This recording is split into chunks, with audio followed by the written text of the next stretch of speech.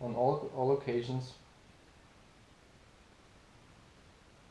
on all occasions when the temple administrators, heads of monastic departments, and the Tenzo are engaged in their work, they should maintain joyful mind, nurturing mind, and magnanimous mind. What I call joyful mind is the happy heart. You must reflect that if you were born in heaven, you would cling to chaseless bliss and not give rise to way-seeking mind. This would not be conducive to practice. What's more, how could you prepare food to offer to the three jewels? Among the 10,000 dharmas, the most honored are the three jewels. Most excellent are the three jewels. Neither the Lord of Heaven or wheel-turning king can compare to them. The Sennen Shingi says, respected by society, though peacefully apart, the Sangha is most pure and unfabricated. Now I have the fortune to be born a human being and prepare food to be received by the three jewels. Is this not a great karmic affinity? We must be very happy about this.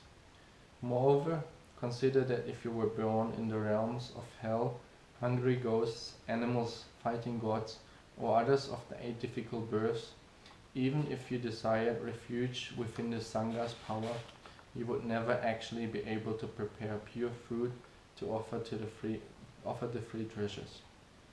Because of suffering in these painful circumstances, your body and mind would be fettered.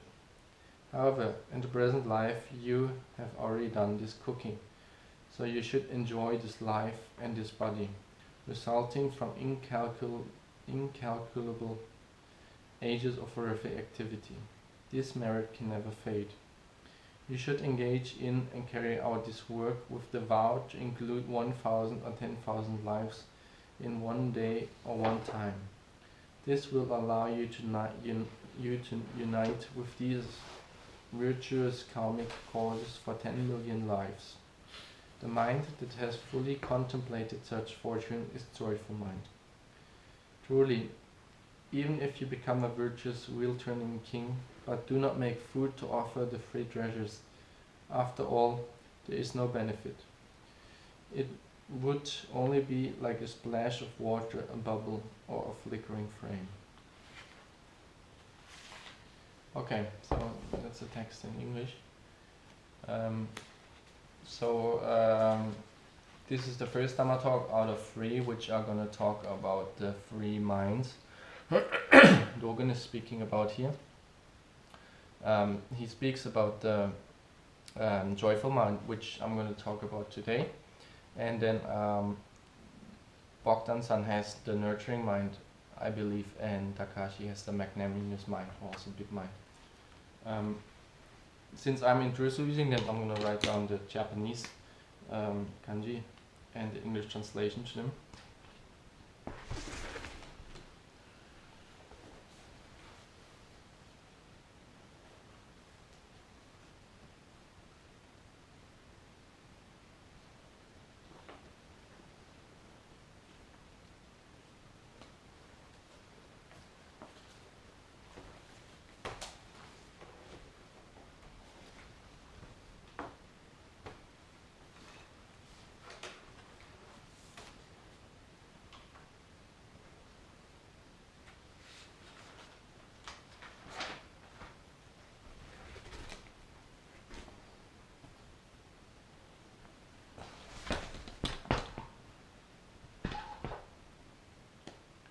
So, this is the joyful mind, kishin, which in English translates to joyful or happy.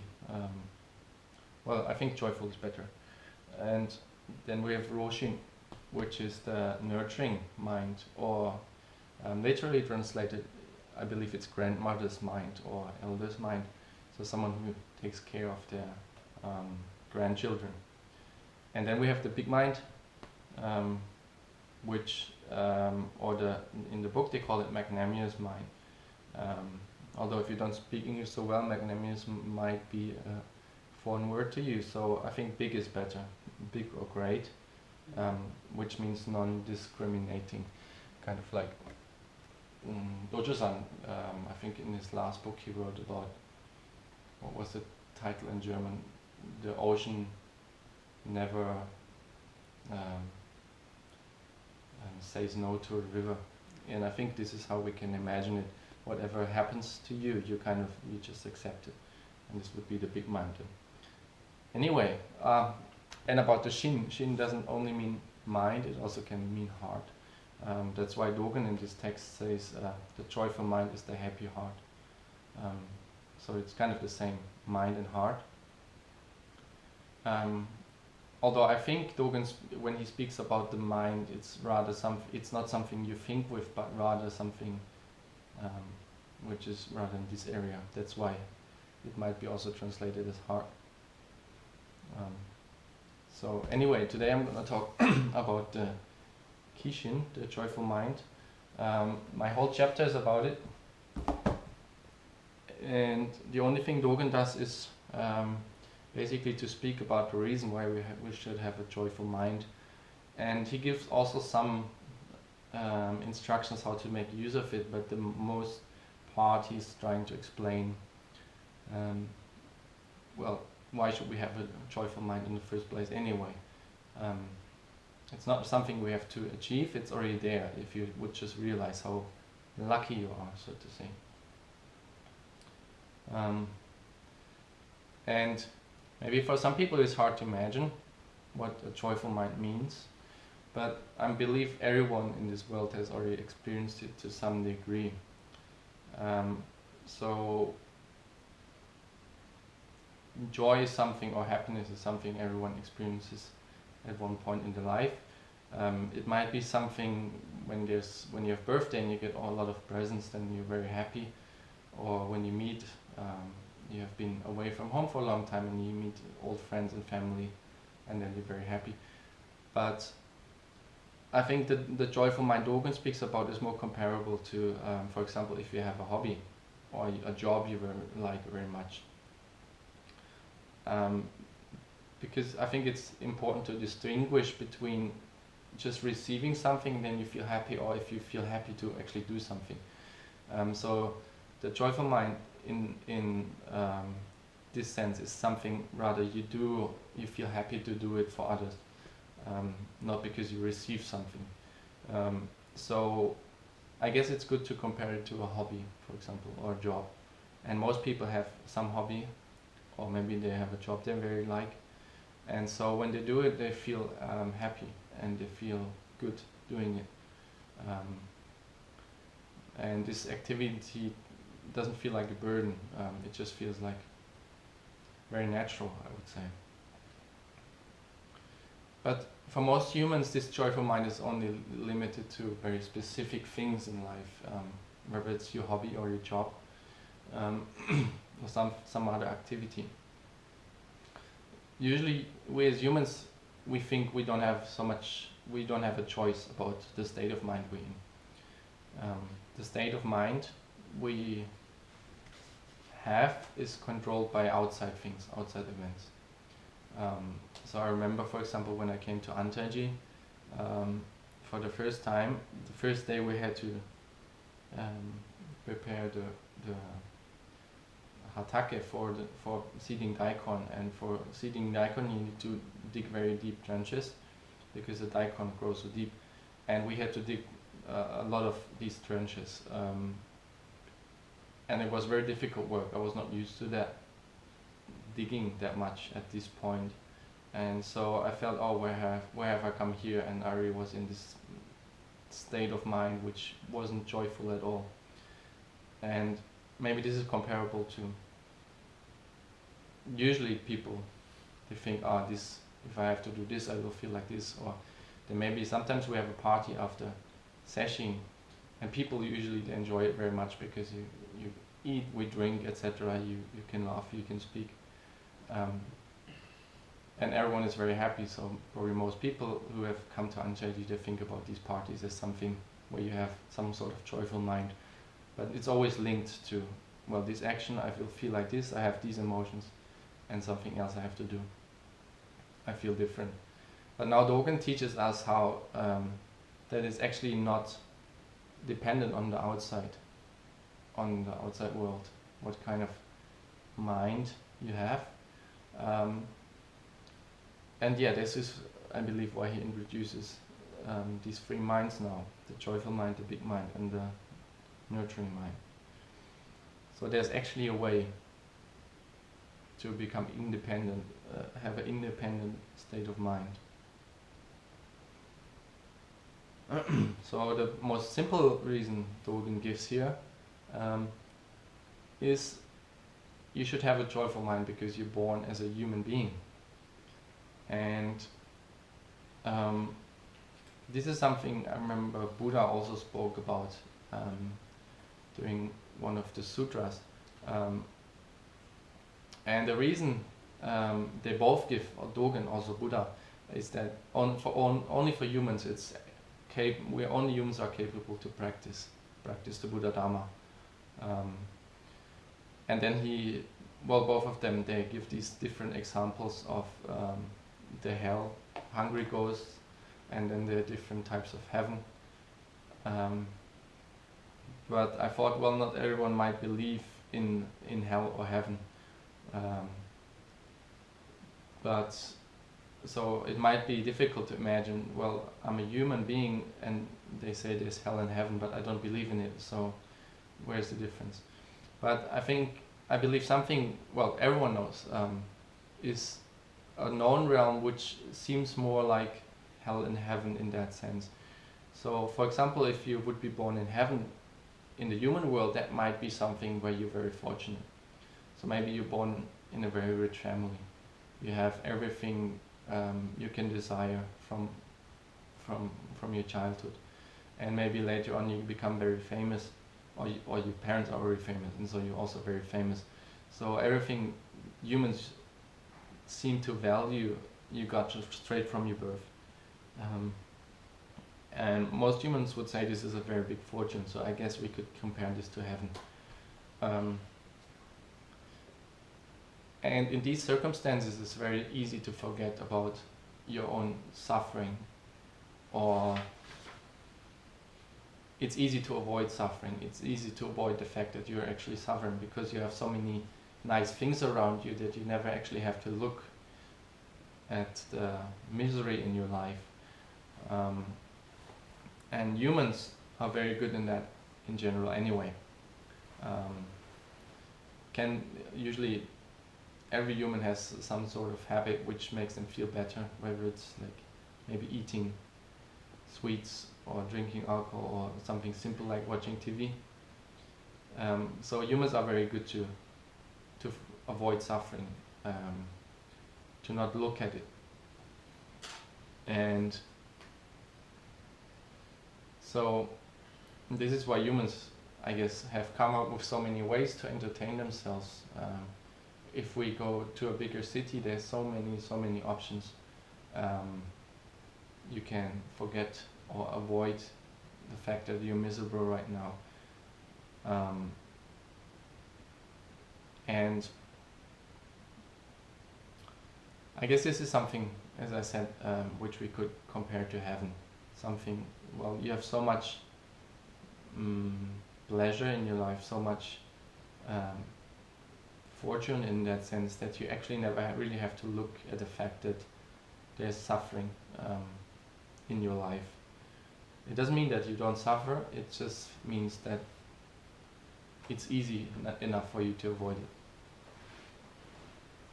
And then in the past, when people didn't have so many options of material things, I think that's more a recent thing which people came up with. So in the past people would stick more to a religion in order to forget their suffering, but also in the past there were humans had come up with good ways to avoid suffering, to kind of relieve their misery in a way. But then for some people in their life it happens that they feel, oh, it's somehow, I can't escape it anymore. This misery I have, it comes back, and whatever I do, nothing seems to really help. And well, anyone who sits here, but also who might be listening over the internet, has come to this point in their life. Otherwise, they wouldn't be interested in Buddhism. Anyone who listens to this now has realized to some degree, oh, I can't avoid misery in my life. And so they have discovered Buddhism or some other spiritual practice.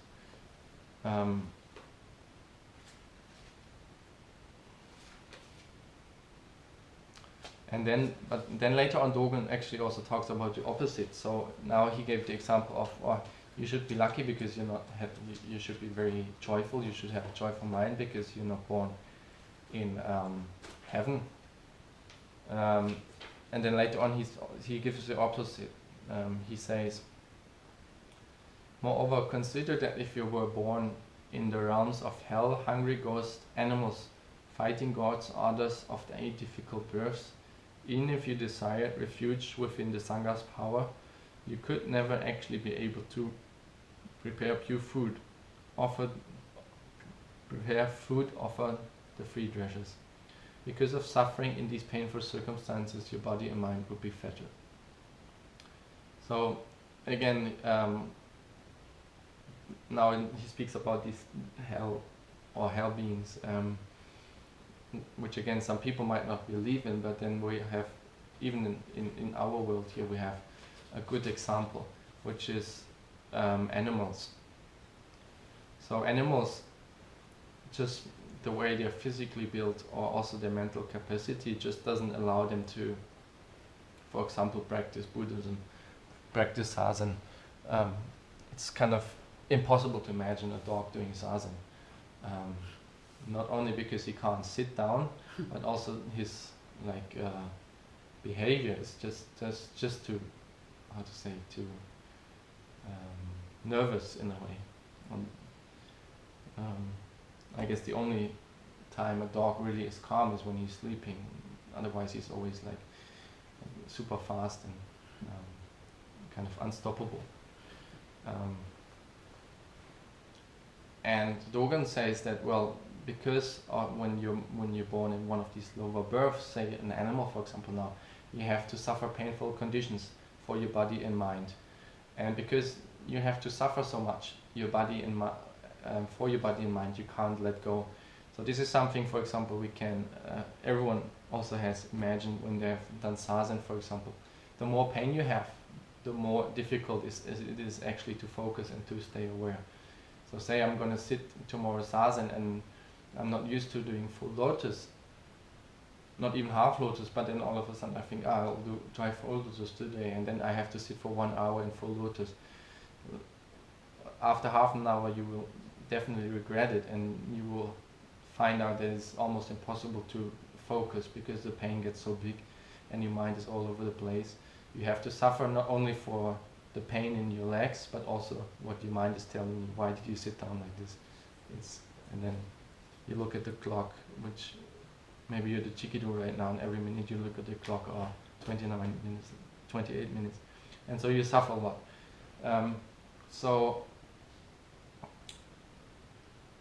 And just as I've given the example of a dog now, it's the same.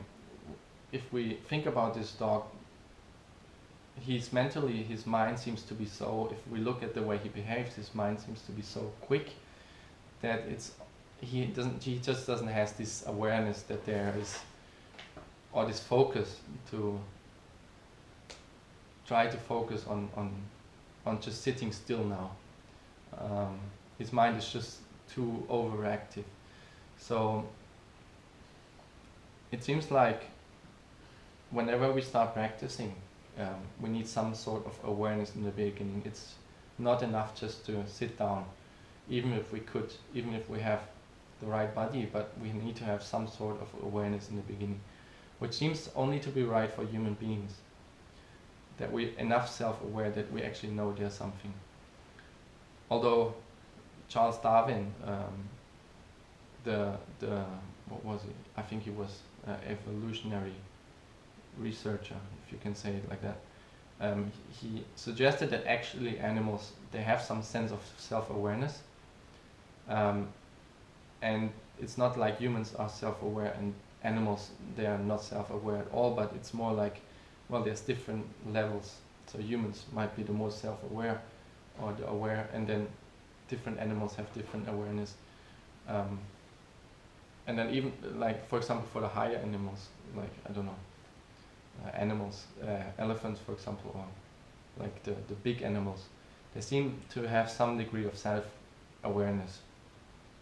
But only for humans it seems to be the right amount, enough to actually sit down and start practicing. So yeah, the starting point is only right for humans. So neither if you're born with too much fortune, you might have the mental and the physical capacity, but you just don't feel like starting to practice. There's not enough urge for you to change something about the fact that deep down inside there's misery. And then on the other hand, if you're an animal, for example, or animals, they never can start practicing because they don't have the physical and the mental conditions to practice sadhana, etc.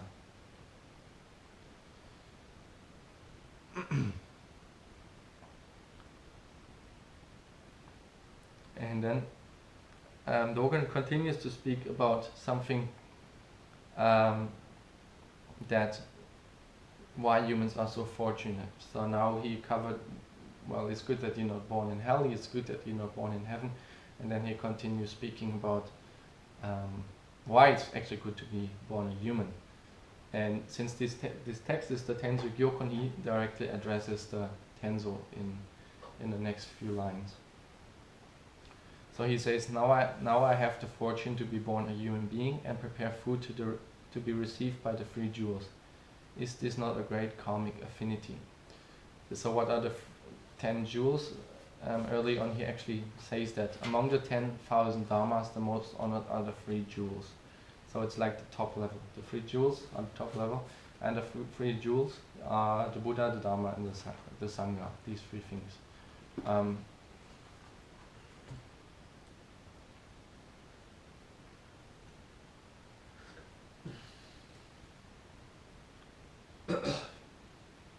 So yeah, he says, you as a human, you're very lucky now, and as I said just before, we lie right in the middle of not too much, not too little. We know suffering from things like age, sickness, or when we love someone, we lose someone, maybe someone of our family dies, etc. So every one of us has some awareness of the fact that we're miserable to some degree, and this is a good combination. I remember when I did these in the past, I did these Goenka Vipassana retreats. In one of the retreats, or one of the evening talks, the teacher of Goenka says, if you're born a human, you're so lucky, it's like, imagine the ocean of the whole world, and then you're underwater somewhere on the ground, and then there's a ring floating on the surface. And without you looking and just coming up and kind of going into this ring, this is the chance you become a human. So meaning you're very fortunate, it's actually very rare to be born as a human. And then he continues, he says, you're even more lucky because now you're the Tenzo and you can cook for the three jewels. As I said, it's the Buddha, the Dharma, and the Sangha. So in what sense? I mean, it makes sense that we're cooking for the Sangha if we're the Tenzo, because we serve the monks who live in the monastery. It's very obvious that we cook for the Sangha. But how do we serve the Dharma and the Buddha? So the Dharma we serve, in my imagination, that so the monks who we cook for, they follow the teaching of the Dharma, which is the Dharma. The teaching is the Dharma, and the monks who live in a monastery, in a Buddhist monastery, they follow this teaching. They practice the Buddha Dharma. So through the Tenzo practice, you actually prepare food for the monks which practice the Buddha Dharma. So it's more indirect, but you serve the second jewel, the Dharma. And also by, for example, the way you cook. If you now we have 2 more rinkos after this one, then we're done with the Tenzo Kyokun. But then we've read the Tenzo Kyokun, and then we know how to make use of the Dharma when we're the Tenzo. So if you actually apply what Dogen told us over the last few weeks, then it's not only possible to offer the Dharma, but also while being the Tenzo, you're capable of serve the Dharma just by your action, the way you work as the Tenzo. This is also an offering to the Dharma. The right actions you do in the kitchen is an offering to the Dharma, to the Dharma jewel. And then the last one is the Buddha. So we also offer food to the Buddha. This might be something hard to imagine if you think about the Buddha who lived 2,500 years ago. This person who was obviously alive once upon a time. But it's now, Buddha has died 2,500 years ago, so how do we serve him, like even nowadays? I think it's in the sense that we don't think about the body of the Buddha, but more like maybe something we could call the spirit, or maybe spirit is a good word. So a small story about it, or something we do here also in Antaji, which seems like at first, when I first came to Antaji, usually we offer these incense in the Hondo. So before we do Sazen, whoever's the Chikido offers, before each round of Sazen, he offers incense to the Buddha. And then also, after session is over, there's a small ceremony, and we also offer, in the last minute, we offer incense to the Buddha again, and then everyone leaves, and the incense is kind of for nothing if you don't understand why we're doing it. But the way I understand it now is that it's actually not the reason why we offer these incense is not so we can smell them, but it's more like a gift, an offering to Buddha. So usually there's the incense bowl in front of the Buddha, so it's very symbolic that we kind of burn this incense for him. So the way I understand it is, so everything around us, everything around us is Buddha in some way. So the whole universe is Buddha actually. So when we burn incense, we offer Buddha, which is the incense. We offer Buddha, to the Hondo in that sense, to each one of us. And then the smell we can smell is also Buddha. The smoke we can see is Buddha. And our offering in that sense, what is important is our action. So our action is actually the offering. Since the incense is Buddha and the room is also Buddha, nothing we do besides our action is the offering. So for the Tenzo, that would mean, since the ingredients are Buddha and the Sangha, the monks who live there, etc., are also Buddha, our action, our effort in the kitchen is actually the only thing which we offer to him. So with the right action, with the right mindset, we're able to apply the Dharma, and this is not only offering to the Dharma, but also to Buddha, since everything is Buddha.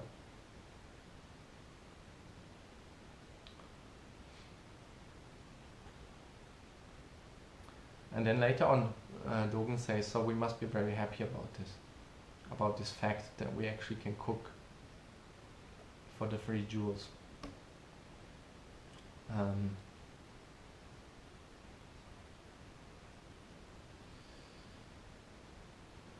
and he says, well, now you can cook for the 3 jewels, and you're able for the highest of the high, so to say, the highest dharma of all the dharmas there are. You're able to serve them by cooking meals, and this should be enough reason not to lose joyful mind, he says. But even outside we can practice joyful mind. It doesn't need to be necessarily only limited to Tenzo. Even outside it's useful. So, and the Tenzo practice, it's actually only one way to have this joyful mind, or to arouse this joyful mind. But anything we do, we can do as if it would be Tenzo work. So we could think of something like, so how do we cook our relationships? How do we treat objects? It's not in the Tenzo Kyokun Dogen speaks about how to deal with, how to treat vegetables, how to treat the kitchen, the pots, etc., the objects of the monastery, the belongings to the monastery, how to treat them. And this doesn't have to be limited only to the Tenzo work. Sometimes soon we will be working outside again, so it's the same for how, for example, how we treat the tools, with what attitude we work. So we can actually take what we learn from the Tenzo practice also outside. And having a joyful mind is part of this Tenzo practice.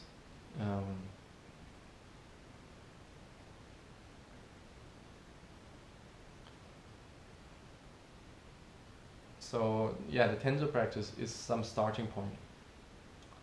And the secret lies in actually not the action we do, but more in our own understanding that, well, everything is very unique, each moment is very unique. Each moment is only going to come like this once, and now you have the opportunity. Dogen speaks about this again and again. You have this opportunity, this very big opportunity to do, to not to waste your life, and he talks about this again and again. And because you have this big opportunity, you should have a joyful mind. The only problem is that often we don't realize the great opportunity, the big opportunity we got, and this is the reason why we don't have this joyful mind all the time. So much about the first part. I actually split it up in 2 parts today. In the next part, Dogen gives more examples about the joyful mind, Kishin.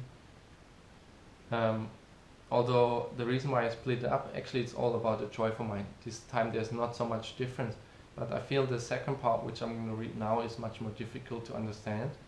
At least the first half seems more easy to understand, at least for me, and then the second half I felt more difficult. So I'm going to read it again just to clarify. However, in the present life you have already done this cooking, so you should enjoy this life and this body resulting from incalculable ages of every activity. This merit can never fade. You should engage in and carry out this work with the vow to include 1,000 or 10,000 lives in one day or one time. This will allow you to unite with these virtuous karmic causes for 10 million lives. The mind that has fully contemplated such fortune is joyful mind. Truly, even if you become a virtuous wheel-turning king, but do not make food to offer to the free dressers, after all, there is no benefit. It would be like a splash of water, a bubble, or a flickering flame. Okay. Since I found it very difficult, I found there's actually 2 other translations on the internet as well, which I compared with, and so I'm gonna read the other one, which I like more. It's the same text, although from a different translator. So it says, "Now in this life, you have already prepared those meals. How happy a birth, how happy a body. It is the karmic result of kalpas vast and great. It is merit that cannot decay. When you prepare food and cook it, you should do so with the aspiration of taking tens of thousands of births and concentrating them into this one day, this one time, that you may be able to bind together in good karmic result the bodies of millions of past births. A mind that contemplates and understands things in this way is a joyful mind. Truly, even if one takes on the body of a wheel-turning holy king, if one does not prepare meals as offerings to the three jewels, in the end it has no benefit. It is only of the nature of water, froth, bubbles, or flames." So yeah, that helped me to clarify a bit what Dogen means here. Because in the beginning he says, well, in this present life you already have done this cooking, so you should enjoy this life and this body, which is the result of a lot of work which has been done before by you. So obviously here or in my opinion here he speaks about directly to the Tenzo, so it might be that you have already done one day of cooking, a few Tenzo cycles of cooking or something like that, and then you pick up the Tenzo Kyokun and you read through it, and then he's directly saying, "Oh, you already did the cooking, so look, you have so much, you're so lucky actually already, because you've done this great act already in the past." So it's directly to someone who has been already Tenzo, not to someone who is just about to start and maybe read this as instructions. So it means that as soon as we only have done one day, one meal for the Sangha, we have done a very big holy act, if we can say it like that. And here he speaks about the endless karma, which actually has brought you to being the Tenzo now. So again, here we need to understand that in Buddhism often they talk about past life and next life. And so Dogen does here. So the idea is that you live in the realm of existence again and again. So only because you live this life once, then you die and then you're born somewhere else. And so that's why he speaks about these incalculable ages of earthly activity. So before you were born, you had some different life where you were actually working, you did good things, and before the last life you also had another life, and there were so many lives in your past, and all these lives, they kind of add up together in order for you to be able to be the Tenzo now, to cook for the three jewels.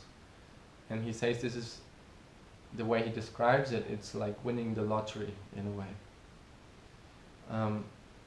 And I found this something very interesting, because humans in our world, we usually don't think about work as something which is like winning the lottery. Or like, usually work is something, at least if you have to do it, it's something which we don't consider as something very fortunate. If we think of, I spoke about this in the beginning of the Dhamma talk, the people of which are very fortunate when they're born, where it's maybe they're very rich, or they have many women, they're very good looking, or all things together. And then there's people who are not so fortunate. We would consider people who are not so fortunate as poor, or maybe they're not so good looking, or they have to work very hard every day in order to bring home food for their family. So there's the people who seem to have to do things which they don't like, or which they have to do in order to survive, and these are the people who are who are not fortunate. And then there's the people who kind of have the freedom to decide what they work, when they work, or if they actually want to work. They don't have to do something they don't like, which is the meaning of work. So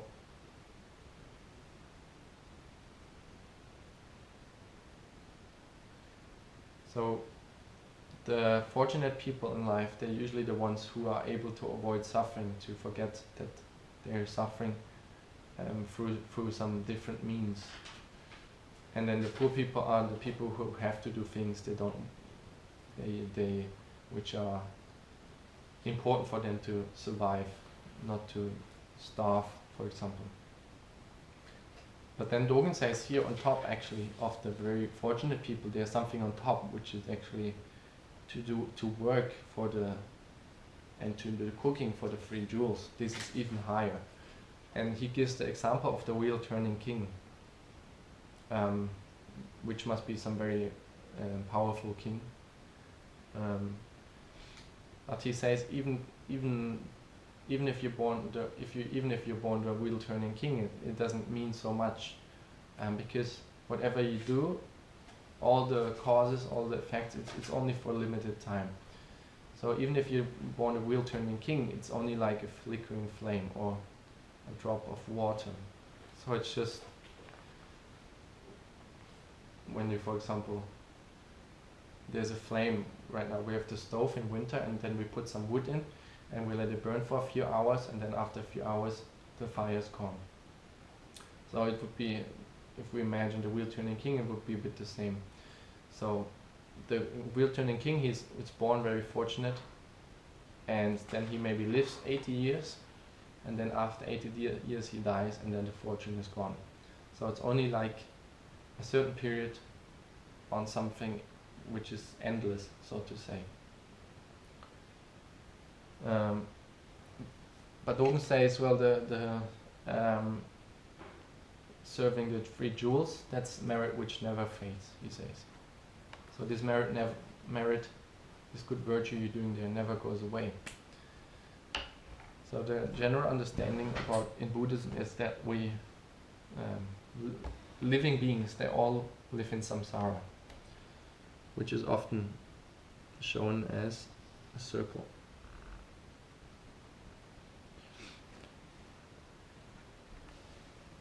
So, and the circle is, well, you're born, and then you're a child, you're a teenager, you're an adult, then you get older, and then you die, and then it starts again.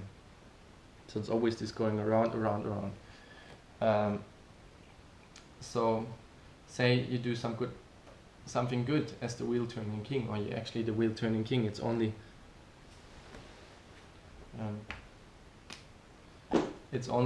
a small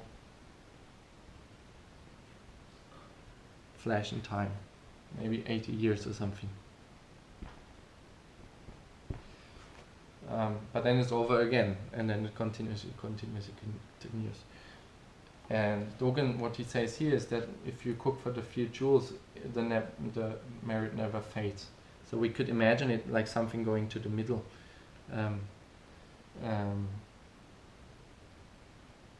Which is the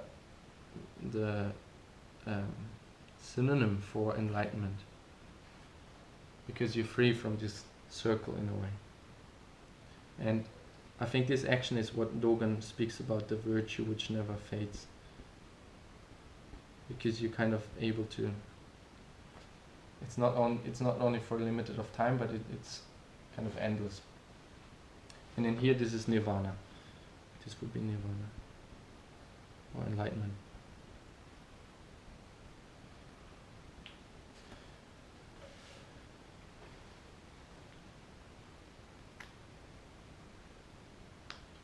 And yeah, this is another reason Dogen gives for why we should have a joyful mind. Because with cooking, as the Tenzo, with doing the Tenzo work, you practice, it's already enlightenment. It's the practice of enlightenment. And this is enough reason, he says, to have a joyful mind, because you're doing something which never goes away, which will be endless. It's not only like a bubble which comes and bursts and then is over, but it's beyond time.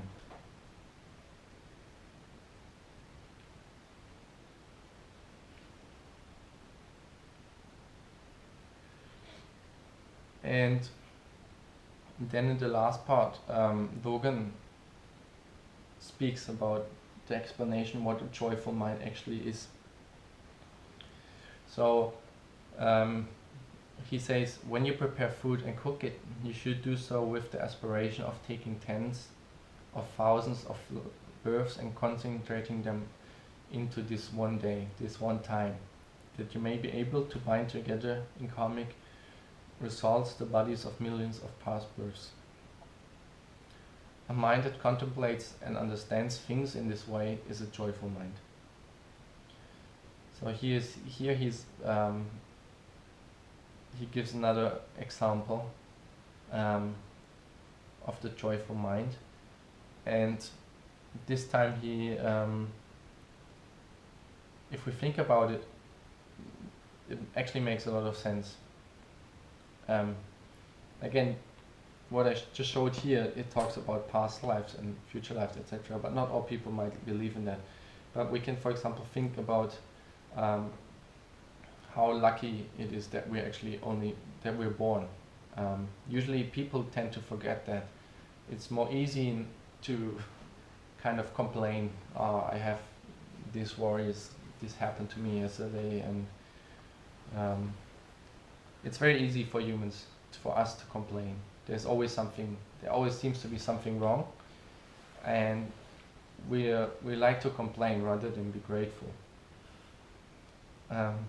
So usually something feels like it's lacking, it's not enough, it's not enough. So the earliest memories most humans have is when we are a few years old, 3, 4, 5, 6 years old. That's the earliest memory most humans have.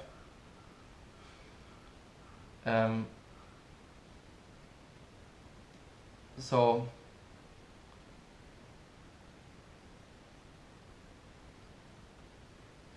Savaki, in one of his, there's a quote of Savaki which says, "No one would remember you if your mother would have had an abortion," which is kind of in the meaning, you should be very lucky. The way I understand it, Savaki said, "Oh, you're very lucky, because if your mother would have aborted you, you wouldn't be here to live this life. You couldn't sit here, you couldn't listen." And I mean, even if you would have been born, you also could have ended up much worse. We all sit here right now outside.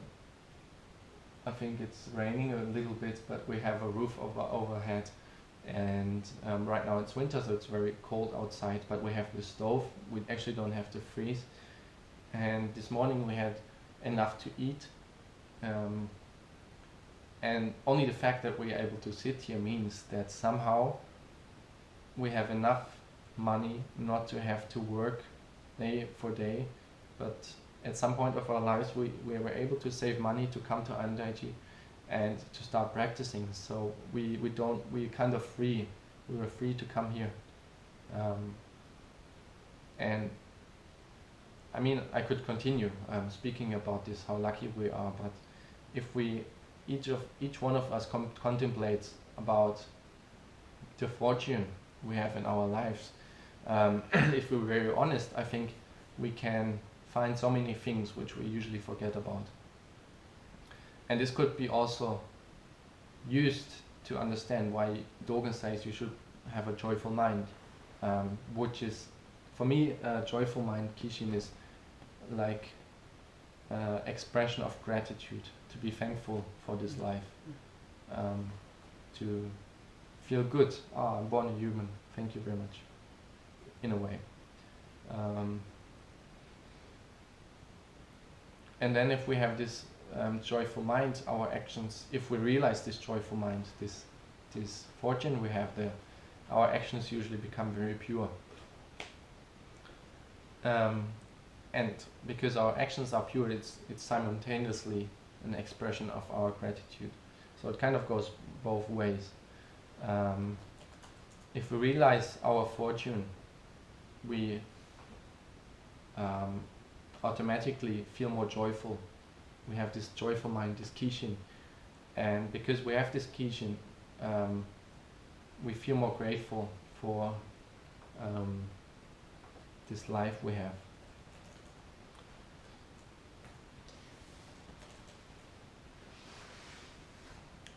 And if we would realize that, how lucky we are, I think then there's no other option. And then to what Dogen speaks about here, to have this joyful mind. Even if we don't believe in rebirth, etc., in past or future lives, in hell beings or heaven beings, I think it's enough if we only look at our present life to realize that there's actually nothing wrong about it. There's nothing to complain about it. And then Dogen says, so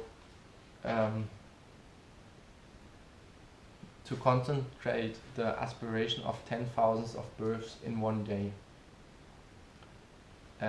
while being the Tenzo, for example, now.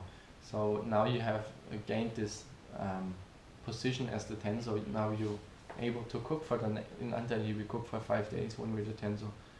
So now you stand in the kitchen, it's the first day, and you prepare the first meal, and then now you again given the chance to actually do your best and to carry out this work which has been built up over, he says, lives over lives, 10,000 lives, millions of lives. It took so long for you to be able to stand now in the kitchen, so it's like the last point. So it's like a huge mountain, and you have come all this way already, and now you're right here on top, and like you have done already all this work. It's only a small step.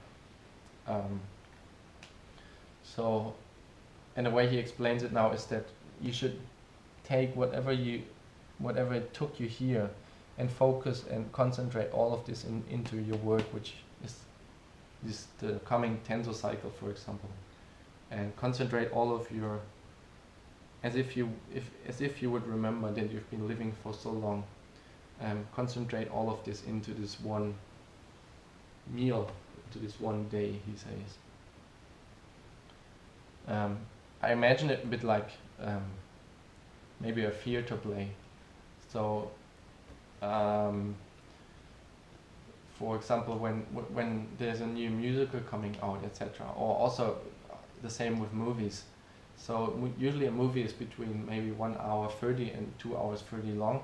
So comparable this amount, a movie, it takes so much time to actually film it, to do the cutting, to do the editing later on, and it's all concentrated in this 1.5, 2.5 hours of piece of audio and video information. But before that, what people often forget is that before that there has been spent so much money, so much time, so many people were involved in just making this one piece. And we could imagine it a bit the same now with the Tenzo work. So there was so much things going on before that, and now it's like the release date of the movie. It's like the premiere. And so now you should be very grateful for that. You have done all the work. You already are where you're meant to be. So just put all your effort, like walk this last step in a way.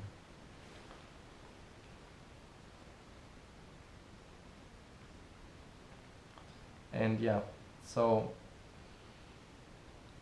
of course it's also possible not to contemplate on all these things, on all these fortunes we have.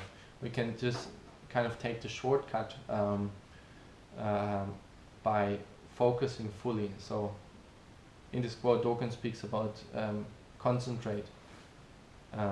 Just concentrate on, he says,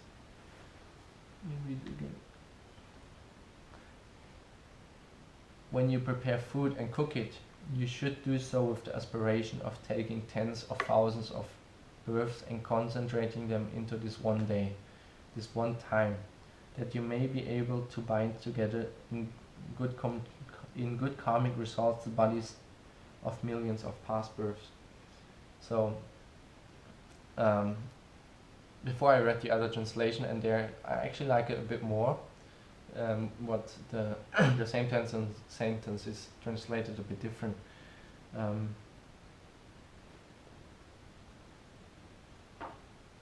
No, it's the sentence before of the translation we actually have here, where he speaks about the vow. He says, you should engage in and carry out this work with the vow to include 1,000 or 10,000 lives in one day or one time. So this is actually from this book. So the quote I was speaking about now.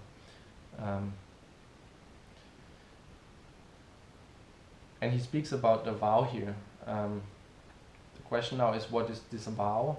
And the way I understand it is actually the Bodhisattva vow, which every one of us actually knows and heard many times, only in this winter. We're gonna chant it in a few minutes. So the Bodhisattva vow is Shujo Muhen Se Gando Bono Mushin Se Gandan Homon Mujo Se Gangaku Butsudo Mujo Se Ganjo. So we chant this after every Dhamma talk, after every Rinko. The English translation would be, sentient beings are numberless. I vow to save them all. Desires are inexhaustible. I vow to put an end to them. The Dharmas are boundless. I vow to master them. The Buddha's way is unsurpassable. I vow to attain it. So I vow, I vow, I vow. I vow 4 times. I vow to save all beings. I vow to put an end to all these desires there are. I vow to master all the Dharmas, and I vow to attain the Buddha way. And here in this, my chapter, Dogen speaks also about the vow, so I think this fits quite good to understand what he means with vow. To take on this, I vow to save all beings. Because I think it's not enough to just have a joyful mind and then go into a cave and sit there your whole life and just enjoy it for yourself. Where's the point of that if you don't share it with others? Because you're very lucky, you've gotten very lucky. Now it's time to share it with others as well. And this is why he speaks about this vow here. To take this vow and put this vow of saving all beings, etc. And put this vow into Tenzo work, for example. Do your best while you do Tenzo. And so you actually can make use of this joyful mind. I mean, the most chapter he speaks about why we should have this joyful mind, but I think it's important not to forget what to do with it after. And I mean, the whole Tenzo Kyokun speaks about how to... The joyful mind is obviously only a small part of Doshin, which was right in the beginning of the Tenzo Kyokun. So all these instructions are how to make this vow work. And joyful mind is only one thing, one small part of it. But I think this is the most important point, not to forget how to make use of it. Rather than, well, now you realize you're so lucky, you've been so lucky, you have such a big fortune to be the Tenzo, now vow to save all beings.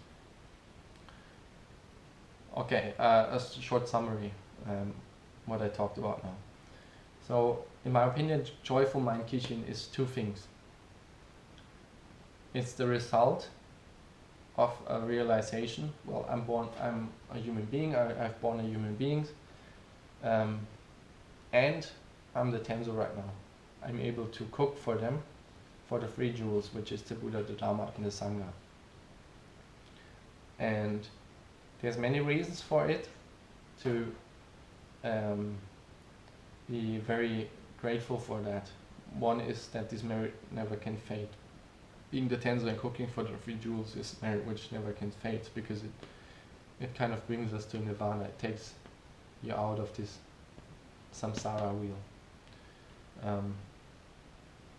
And then the other part of the joyful mind is how to express it. And he says the joyful mind works with the vow to bring together the preparation of thousands of lives. So this mountain we have here, it took you so long, so much work, and now you're right almost at the top, and it's now you should remember all this. You should put all this aspiration you had there, all this concentration, and concentrate it now in your Tenzo work.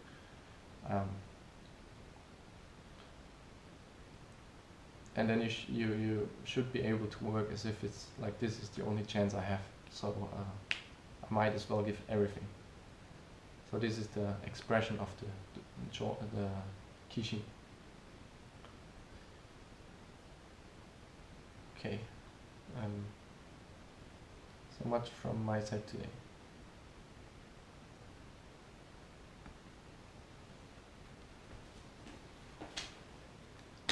Ukani and Yasuda, Shitsumon.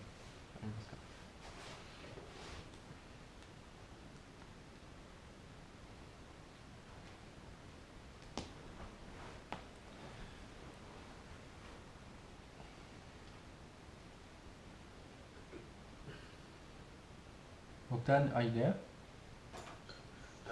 Yes. So, there is the last couple of sentences. Even if you become a virtuous, will turn in king, but do not make food to offer to 3 treasures, after all there is no benefit.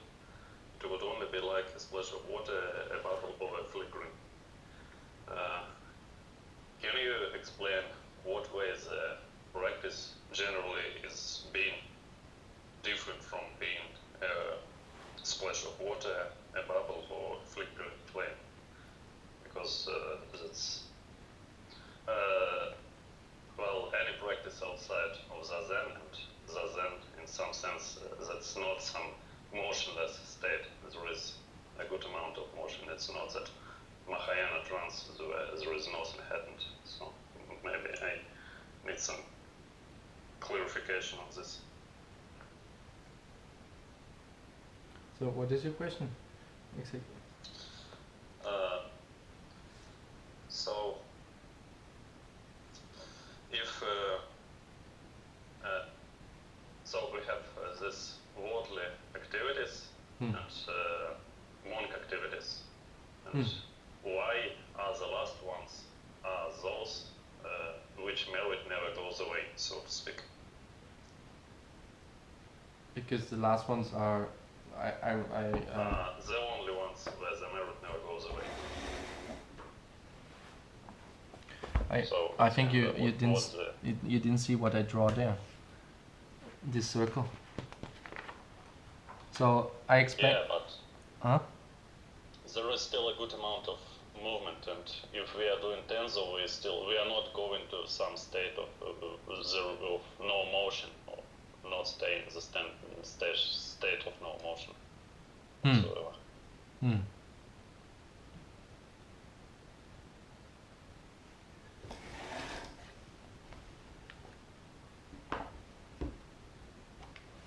So you're asking why the practice of the Buddha Dharma is endless virtue. Well, maybe you can put it like this. Okay. So I guess the Buddha Dharma for me is the understanding of 3 things. The 3 essential, the 3 essential truths of reality. It's suffering, impermanence, and non-self.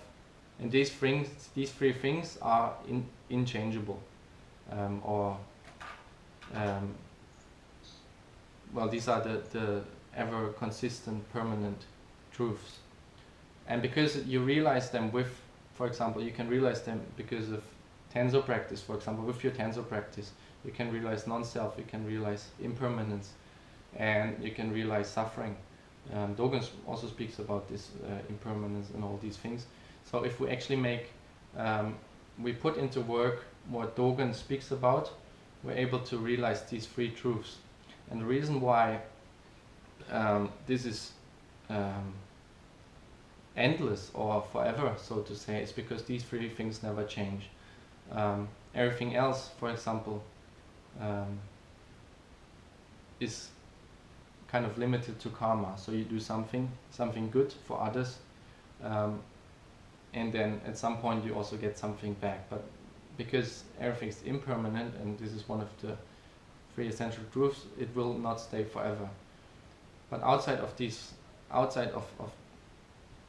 is the realization, this wisdom which cannot fade, the wisdom about these three truths. And this is, I think, this endless virtue he speaks about, to have this wisdom, to have fully understood that this is the only three things which never change. It's okay.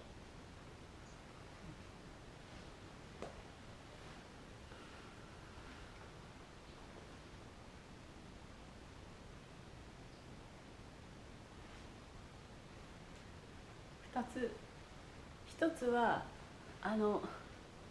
寄進はなんつった？違う。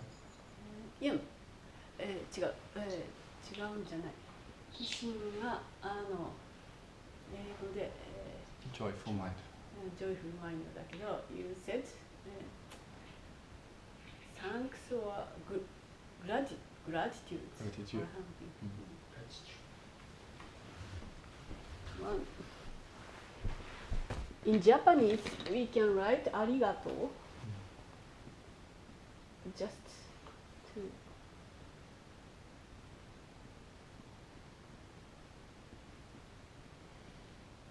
間違えたね。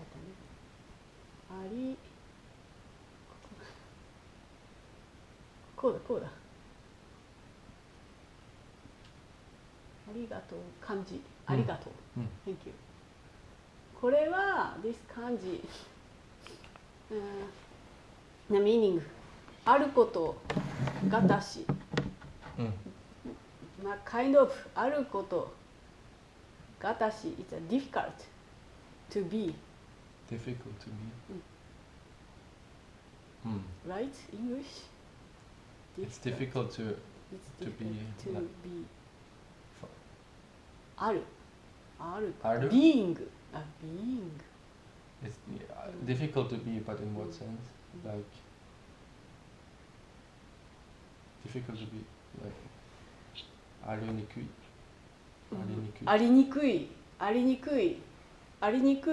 まあ for example, I'm here.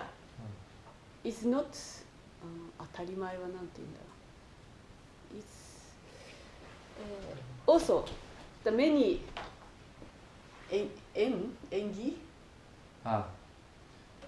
で I'm here now. This is so I don't know 10,000 or 10 million M. Then I'm here. So this is very special. Everyone same, everything same. So probably ありがとう。Thank you for. I realized this ありがとう meaning is あることが私 not so easy to get food, but we eat every day, everything, every 3 times or 2 times. Very easy to cook and then to eat, but everything, the ingredients came to the antaiji kitchen. Until come to the antaiji kitchen, many people or many things connect this Chinese cabbage. You seeding, and then for rain and the fertilizing and weeding or to protection make net. So many things we did, and also connect of the environment or weather, and then very good timing, and then become big Chinese cabbage. This is very difficult. That's the meaning of the arigato. Aru koto ga in Japanese. Just it's like a kind of understanding that it's very fortunate, very lucky. For example, I don't know, I give you Chinese cabbage and you say arigato. And with that you say, it's difficult to be, because you kind of understand, there's so much work that has been done. It's very, so many, Engi, interdependent orientation. So much work comes into this one Chinese cabbage, and also not only that it happens, but you also, as a present, for example. And because you realize it says, this is very difficult to exist. And it still exists, or it's still here. So it's kind of a recognition, right? You realize, very, very fortunate.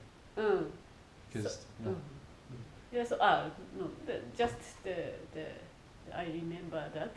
We usually write in the hiragana arigato, but if you write in kanji, you can know the meaning of the arigato, what's attitude. So you said already in your Dhamma talk today. So I wanted to tell you this Japanese kanji. And yes, we grateful of the kitchen work or Tenzo work. Tenzo responsibility is very great. Yes, of course, joyful mind we feel, but not so easy to know, to feel this joyful mind. Joyful.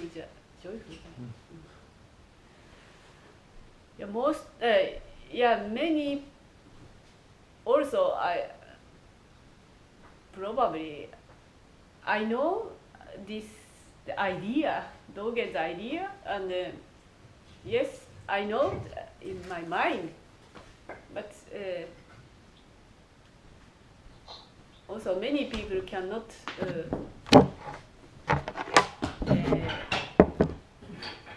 feel so easily in the Tenzo work.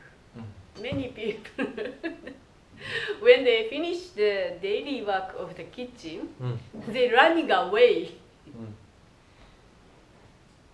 Like this attitude. How we can know, how we can teach them, or what do you think? How we can make them understand that they should be actually have this joyful mind, but not this ignorance.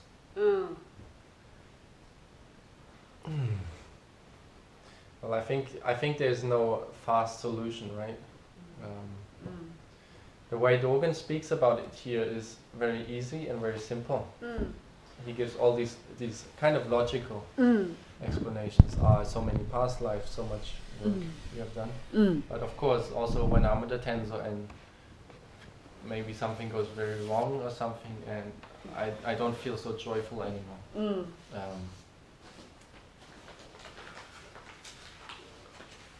And I think for that we have to practice. So, although Dogen speaks about all these reasons now, I don't think they help you to achieve this joyful mind. It's more like, once you have this joyful mind, you realize, so much, I've done so much work, all this big mountain. So the way we achieve this joyful mind is to try again and again and again and again, to over years, to practice. And I mean, in the Tenzo Kyokun, he gives all these instructions on how to, what to do, etc. So if we try to put this into effort, and then we become better and better, and so slowly we kind of build. So maybe we also again have this mountain. So maybe this is the beginning of our Tenzo practice, and then we slowly go and go and go and go, and it goes easier and easier, and we realize more and more, oh, actually now I have quite a joyful mind. But it's like small steps, right? Step by step by step, and not to give up in a way. No. Yeah, just trying our best every day, I guess. To follow the Dogen's teachings. Yeah. Thank you.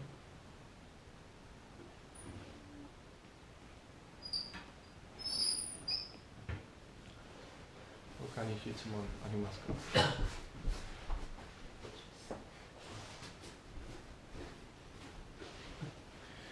修正無変性願の煩悩無人性願断訪問無常性願学仏道無常性願上修正無変性願上煩悩無人性願断訪問無常性願学仏道無常性願上修正無変性願道煩悩無人性願断訪問無常性願学